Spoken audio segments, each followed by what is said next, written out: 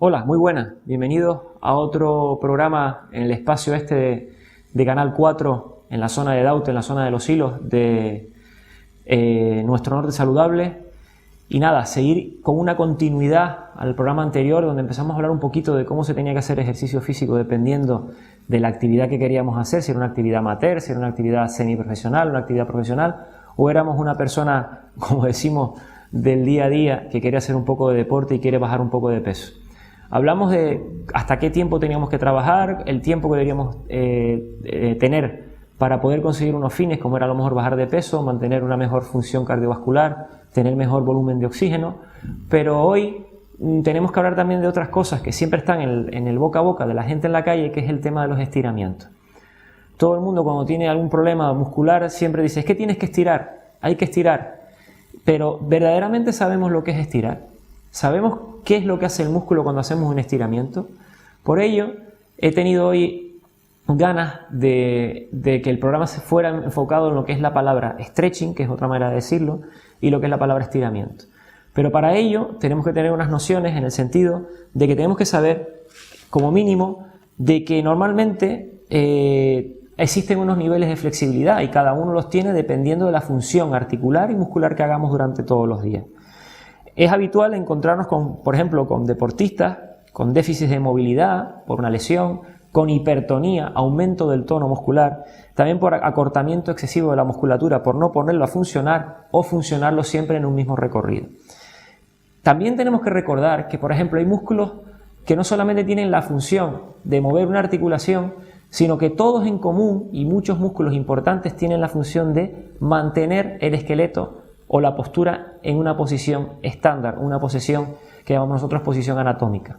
Por lo tanto, la gente que siempre está sentada, la gente que siempre está de pie, o la gente que siempre salta, o la gente que siempre coge peso en la misma postura, va a tener hipertonía de un grupo muscular y seguramente también podrá tener acortamientos debido a ese aumento del tono muscular, o también puede tener atrofia muscular de los músculos que no utiliza y al mismo tiempo también acortamiento o poca flexibilidad de esos músculos que no utiliza. Si se dan cuenta, es como un entrar y salir y no sabemos por dónde empezar. Pero bueno, vamos a intentar tener las ideas claras y decirles que en relación a la localización de los músculos, el trabajo de la flexibilidad debe atenderse de forma especial a la musculatura postural. Esto es lo que dicen muchos autores, y es que tenemos que tener en cuenta cuáles son nuestros músculos que nos mantienen de pie, sobre todo para saber a partir de ahí, cuando vamos a hacer una actividad deportiva, cuáles son verdaderamente los grupos musculares que vamos a requerir para correr, para andar en bici, para hacer montañismo, para jugar al tenis, etcétera, etcétera. Como ven, casi siempre en los equipos, cuando hablamos de equipos formados, equipos semiprofesionales, la palabra estiramiento es muy importante. Ya hablaremos después cuándo y cómo se utiliza. Existen muchos músculos que por su posición en las articulaciones tienen que estar activos durante mucho tiempo. ¿Por qué? Tienen que estar activos durante mucho tiempo porque son músculos antigravitatorios, y cuando hablamos de eso es que tenemos que estar venciendo la ley de la gravedad continuamente. ¿Qué músculo les puedo poner de ejemplo o qué músculo les puedo poner de ejemplo para que lo entiendan? Por ejemplo, el peso de la cabeza es una de las partes del cuerpo que mayor peso tiene, pesando sobre 4, 5, 6 kilos. Nosotros, al estar de pie o al estar sentados o apenas nos levantemos por la mañana de la cama, la musculatura que forma la parte posterior del cuello y la parte anterior, como son los trapecios, los escalenos, el esternocleidomastoideo y otra musculatura más profunda que tenemos pegada a la columna vertebral, tiene que estar ya en contracción para mantener el peso de la cabeza. Por eso, casi siempre cuando tenemos molestias cervicales son a partir de 3 o 4 horas cuando estamos en una posición. ¿Qué significa esto? Que cuando estamos mucho tiempo sentados y nos estamos inclinando, la cabeza empieza a trabajar con unos grupos musculares más que otros, va a haber un acortamiento de la musculatura anterior del cuello y un mantenimiento muscular de la parte posterior, que luego se fatiga y es lo que nos produce las típicas contracturas del trapecio y los típicos dolores de cuello, que al final terminan con cefaleas, incluso algunos con migraña y a veces con algunos dolores radiculares, sobre todo a nivel de los brazos de los miembros superiores. Por lo tanto, vean que nada más que manteniendo la postura tenemos unos músculos muy importantes que siempre tenemos que tener en cuenta. Por eso, a la gente que está siempre sentada, siempre dediquen un ratito del día o pausas en el trabajo para estirar musculatura cervical, para tonificar un poco la musculatura cervical y mantener el recorrido articular del cuello y de la cabeza, para que siempre haya normalidad en esa articulación. Bueno, pero luego también tenemos otros músculos, como pueden ser los aductores, los músculos abductores, los de afuera, los isquiotibiales, los cuádriceps. Por ejemplo, cuando estamos mucho tiempo acostados por una enfermedad o por una gripe larga, cuando nos levantamos al tercer o cuarto día notamos debilidad en las piernas. Parece que caminamos con las rodillas un poco flexionadas y es porque los vastos internos de la rodilla o la parte esta del cuádriceps se atrofia con mayor facilidad. Y cuando empecemos a caminar al cabo de 3 o 4 días es cuando recuperamos la normalidad de esos músculos que han estado sin trabajar durante mucho tiempo. Imagínense la atrofia muscular en personas sanas, cómo se manifiesta, cómo puede manifestarse en gente que está encamada durante mucho tiempo. La atrofia muscular no solamente es para la gente que está encamada, es para la gente que siempre está en la misma postura. Siempre he dicho en estos programas que posturas como las que mantenemos en el sillón cuando vemos televisión son posturas horrorosas, que a veces producen más lesión que cuando estamos haciendo una actividad deportiva o incluso una actividad laboral con sobrepeso. La actividad laboral la hacemos bien, no tenemos por qué tener problemas. Y si el descanso lo hacemos bien, recuperaremos mejor. Hecho este inciso con lo que es el tema postural, tenemos que decir también, como decíamos antes, que había músculos antigravitatorios que están siempre trabajando, que nos mantienen de pie, por lo tanto, están todo el día trabajando. Musculatura del hombro, que nos mantiene el hombro en esta posición. Los hombros no van encajados en ningún sitio. Hay musculatura que la mantiene siempre ahí fija. Por lo tanto, cuando nos lesionamos un músculo en el hombro o un tendón en el hombro, el problema es luego recuperarlo. Tienes que tratar de que el paciente no mueva el hombro y al mismo tiempo tampoco que pierda tono muscular. Por eso son lesiones, las tendinitis en el hombro, tan costosas en recuperar. Pero luego también existen músculos que solamente trabajan en ciertos momentos. Estos músculos son los que su movimiento hace que sea siempre a favor de la gravedad. O sea, que si la gravedad nos empuja hacia abajo, la musculatura esta también va a favor de la gravedad. Por lo tanto, van a trabajar mucho menos y son los que van a atrofiarse con mayor facilidad. Y esta falta de trabajo es la que va a provocar que disminuya el tono muscular.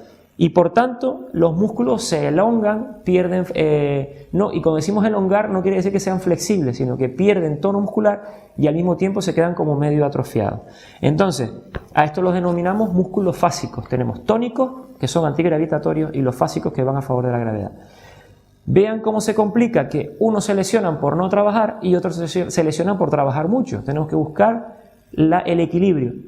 Siempre en el cuerpo humano, independientemente de cualquier patología o cualquier enfermedad, el cuerpo humano siempre busca el equilibrio, mantener todo siempre bajo control. Sabiendo esto, tenemos que decir que cuando un músculo se acorta, significa que el recorrido luego de esa articulación va a ser menor. Por ejemplo, los que tienen muchos problemas lumbares con lumbalgias consecutivas, a veces nos preocupamos mucho de trabajar o que nos quiten el dolor a nivel lumbar, pero el problema puede venir a nivel de los isquiotibiales, que es la musculatura posterior del muslo, que se acorta por desuso y tira de la pelvis, provocando poca movilidad de la espalda, y esta poca movilidad de la espalda o de la zona lumbar provoca atrofia muscular, y al haber atrofia muscular provoca acortamientos y a medio o largo plazo dolor, incluso crónico. Por lo tanto, el equilibrio consiste en mantener músculos importantes que se insertan en grandes zonas, como puede ser la columna vertebral, siempre mantenerlos en un tono muscular y en una elasticidad adecuada para evitar todos los problemas del raquis o todos los problemas de columna. Les explico también otra cosa, y es que cualquier movimiento que hagamos con los miembros superiores o con los miembros inferiores, se ha demostrado que milésimas de segundo antes hay contracciones musculares de músculos abdominales y lumbares para mantener el cuerpo en estabilidad y luego poder hacer el movimiento con los miembros. Por lo tanto, buen control del raquis, de la columna vertebral, para luego poder hacer movimientos con los miembros inferiores y superiores. ¿Qué significa esto? Que incluso cosas que he visto en algunos equipos, independientemente de la actividad deportiva que sea, es que los estiramientos se hacen como algo muy cotidiano y muy del día a día. Pero no se tiene en cuenta que todos los estiramientos, ya sean de miembro superior como de miembro inferior, tienen que hacerse en posturas donde la columna vertebral siempre esté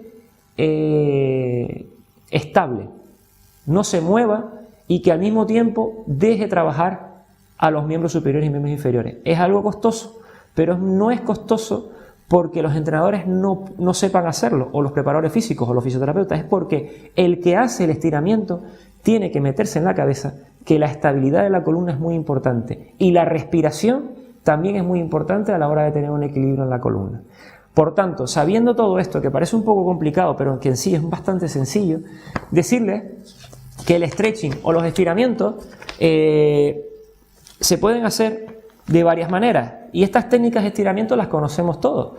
Hay técnicas de estiramiento que se realizan de una manera estática y pasiva, que es el típico estiramiento cuando hacemos nosotros después de venir de caminar, después de correr. Pues voy a estirar el cuádriceps, cojo la pierna por detrás, pero a veces cogemos la pierna por detrás y no notamos estiramiento porque no mantenemos muy controlado el tronco ni hacemos una buena tracción de la pierna para mantener siempre el estiramiento constante. Y para mí y para muchos profesionales de la salud, el estiramiento normal tiene que estar entre los 6 y 10 segundos. Si quieres aumentar un poco, lo podrías dejar para la última serie de estiramiento y quizás 2 o 3 segundos más. Pero pensando siempre que el cuerpo, sobre todo la columna vertebral, tiene que estar estable. Este estiramiento donde poquito a poco vamos notando un dolor agradable, esa es la palabra, dolor agradable, el estiramiento se está haciendo en buenas condiciones. Y por tanto, entre 6 y 10 segundos es lo normal, haciendo a lo mejor tandas de 3 repeticiones. Siempre que estiramos o potenciamos también un grupo muscular, tenemos que pensar en el antagonista o en el contrario. Si estiramos los cuádriceps, también tenemos que estirar los isquiotibiales. Si estiramos el bíceps, también tenemos que estirar el tríceps. Si hacemos trabajo muscular del bíceps, también tenemos que hacer trabajo muscular del tríceps, para que haya una compensación y la articulación siempre tenga un buen recorrido y tenga elasticidad y tono muscular suficiente para las actividades de la vida diaria. Y luego ganaremos tono o ganaremos flexibilidad dependiendo de la actividad deportiva o la actividad de recreo que queramos hacer. Este es el estiramiento pasivo. Luego también tenemos un estiramiento pasivo asistido, que es el típico estiramiento que empiezas tú a realizarlo, por ejemplo, cuando te tumbas al suelo y te estiran los isquiotibiales o la parte posterior del muslo, y luego alguien te ayuda a terminar o ganar grados de elasticidad, provocando un poquito de dolor agradable y nosotros le damos el tope y decimos hasta ahí. Aguantamos 6-7 segundos, descansamos, volvemos a repetir el estiramiento. Eso es un estiramiento que se denomina pasivo asistido, asistido por alguien, asistido a veces por un cinto, por una banda elástica con la que nosotros solemos autoestirar para ayudar siempre a ganar un poquito de grado. Siempre estiramientos entre 6 y 10 segundos. Y luego hay otro tipo de estiramiento que los fisios o los que nos dedicamos al tema de trabajo de estiramiento para recuperar una función muscular, lo llamamos músculo energía o estiramiento de Mitchell, que es un estiramiento que estiras el grupo muscular, provocas una contracción de 2 o 3 segundos de ese grupo muscular y luego a partir de ahí vuelvo a ganar otro poquito de grado.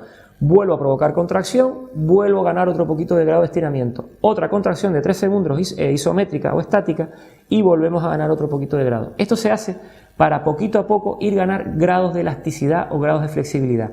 Esto se hace mucho en pretemporada, se hace mucho con niños o personas que tienen problemas de columna para intentar ganar grados de flexibilidad, por ejemplo, en la columna vertebral y en los músculos que antes les comenté, que eran los isquiotibiales.